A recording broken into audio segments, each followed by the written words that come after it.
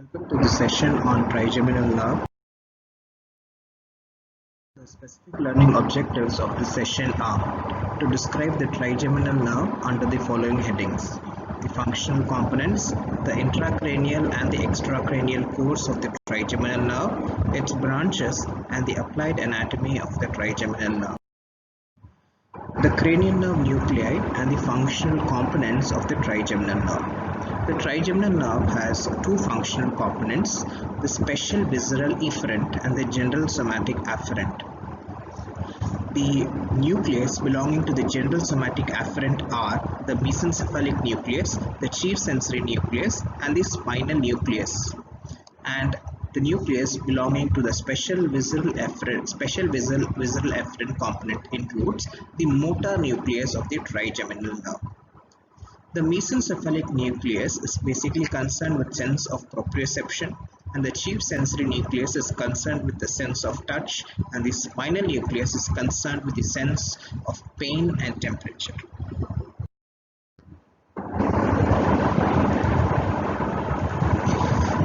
Now coming to the special visceral efferent. Now here the efferent fibers, they emerge from the motor nucleus of the trigeminal nerve, and they supply the muscles derived from the first pharyngeal arch, that is the muscles of mastication, the anterior belly of digastric, and the mylohyoid muscle. The general somatic afferent includes exteroceptive as well as proprioceptive impulses. Proprioceptive meaning sense of possession and joint sense, and exteroceptive meaning sensation to pain, touch, and temperature. Now, the exteroceptive impulses from the face and from the oral mucosa are brought to they come and they relay in the trigeminal ganglia here. And from here, the central process, they go and they bifurcate as ascending branch and descending branches. The ascending branches terminate in the pons, and the descending branches, they terminate in the medulla. Next, coming to the proprioceptive impulses. The proprioceptive impulses, that is the sense of position of the temporomandibular joint and also the sense of from the muscles of mastication, they reach the mesencephalic nucleus of the trigeminal nerve. The mesencephalic nucleus is located in the midbrain. The chief sensory nucleus is located in the upper part of pons, and the spinal nucleus of the trigeminal nerve, it extends from the lower part of the chief sensory nucleus, and it extends up to the second cervical segment of the spinal cord. Course and distribution of the trigeminal nerve. The trigeminal nerve has an intracranial course as well as an extracranial course. The trigeminal nerve emerges with two roots, one sensory root and a motor root. They emerge at the junction between the pons and the middle cerebellar peduncle. The sensory root of the trigeminal ganglia has a swelling sensory root of the trigeminal nerve has a swelling which is called the trigeminal ganglia, which is a sensory ganglia. Now this ganglia is located at the apex of the petrous part of the temporal bone, and it is located in a pocket of a dura mater which is called cavum trigeminal, which is also called the Meckel's cave. Now the trigeminal nerve divides into three branches, and hence it gets its name. It divides into an ophthalmic branch, a maxillary branch, and a mandibular branch. So first, coming to the ophthalmic branch, this is the first trigeminal nerve. It traverses through the lateral wall of the cavus, where it divides into three branches: the frontal, the lacrimal, and the nasociliary. The frontal branch, it passes through the superior orbital fissure above the tendinous ring of Zinn. So does the lacrimal nerve. Whereas the nasociliary nerve, it passes through the superior orbital fissure, but it lies within the tendinous ring of Zinn. Coming to the branches of the ophthalmic nerve, as soon as it passes through the superior orbital fissure, it reaches the orbit, and within the orbit it divides into three branches: the frontal branch, the lacrimal branch, and the nasociliary branch.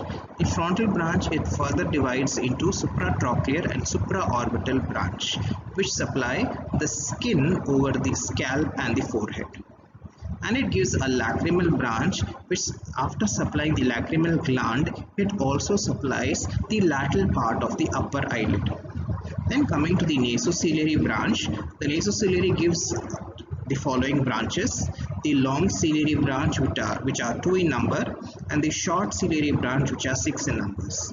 Apart from this, it also gives rise to the posterior ethmoidal branch, which supplies the posterior ethmoidal sinus as well as the sphenoidal air sinus, and it gives rise to an anterior ethmoidal branch, which divides into an internal nasal branch and an external nasal branch. The internal nasal branch supplies the inner mucosa of the nose, and the external nasal branch supplies the skin over the nose. It also gives rise to an infratrochlear branch. This infratrochlear branch supplies the medial parts of the upper eyelid. This is the course of the ophthalmic nerve in the orbit. Next, coming to the maxillary nerve. The maxillary nerve, it has its course in the middle cranial fossa, in the pterygopalatine fossa, in the orbit, and finally reaches the face. In the middle cranial fossa, the maxillary nerve gives rise to meningeal branches which supply the meninges. And then it passes through the foramen rotundum. And after passing through the foramen rotundum, it reaches the pterygopalatine fossa. In the pterygopalatine fossa, the maxillary nerve gives rise to pterygopalatine branch, zygomatic branch, and anterior superior alveolar branch. Then it enters the orbit through the inferior orbital fissure, and then it reaches the orbit by passing through the inferior orbital fissure. And in the orbit, it lies in the infraorbital groove, and it gives rise to 2 branches: the middle superior alveolar branch and the anterior superior alveolar branch. So this is the foramen rotundum. Maxillary nerve passing through the foramen rotundum and then comes to the pterygopalatine fossa. Then it passes through the inferior orbital fissure to reach the orbit, where it lies in the infraorbital groove, and finally it passes through the infraorbital foramen and then comes to the face. And in the face, it gives rise to a nasal branch, a labial branch, and a palpebral branch. Next, coming to the mandibular nerve. The mandibular nerve has 2 roots, a sensory root and a motor root, both of which join before it comes out through the foramen ovale. Now just below the foramen ovale there is a main trunk, and from this main trunk, which lies in the infratemporal fossa, arise 2 branches. One is the nervus spinosum and the other is the nerve to medial pterygoid. The aortic ganglia is also suspended here. Next, what happens is this mandibular nerve divides into an anterior branch and a posterior branch. From the anterior branch, all the muscles of it supplies nerves to the muscles of mastication, that is masseteric, deep temporal, lateral pterygoid, and 1 sensory branch, which is the buccal branch, which supplies the buccal mucosa. The posterior division gives rise to the auriculotemporal nerve, the inferior alveolar nerve, and the lingual nerve. So, to summarize, the 3 branches of trigeminal nerve, the ophthalmic, maxillary, and mandibular. The ophthalmic nerve supplies the skin over the anterior half of the scalp, skin over the upper eyelid, the skin over the dorsum of the nose, and up to the tip of the nose. The maxillary nerve, it supplies the lateral part of the nose, the lower eyelid, a small part of the temporal area just lateral to the eye, and the skin over the hard part of the cheek and the upper lip. The mandibular nerve, it supplies the temporal region just in front of the ear, the chin, the lower lip, the mandibular region, and the soft part of the cheek.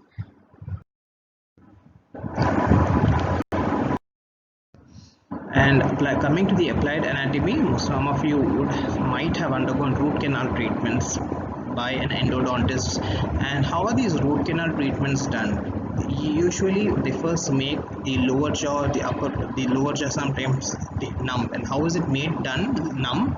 By infiltrating a local anesthetic into near the foramen rotundum, where the mandibular nerve comes, and then the surgical intervention. Right, so this is how the lingual and the inferior alveolar nerves, they come and supply the lower jaw. So trigeminal neuralgia, this is a very painful condition which causes a pain such as which is actually felt like an electric shock, and this can usually occurs because of irritation of the trigeminal nerve and the ganglia. So thank you.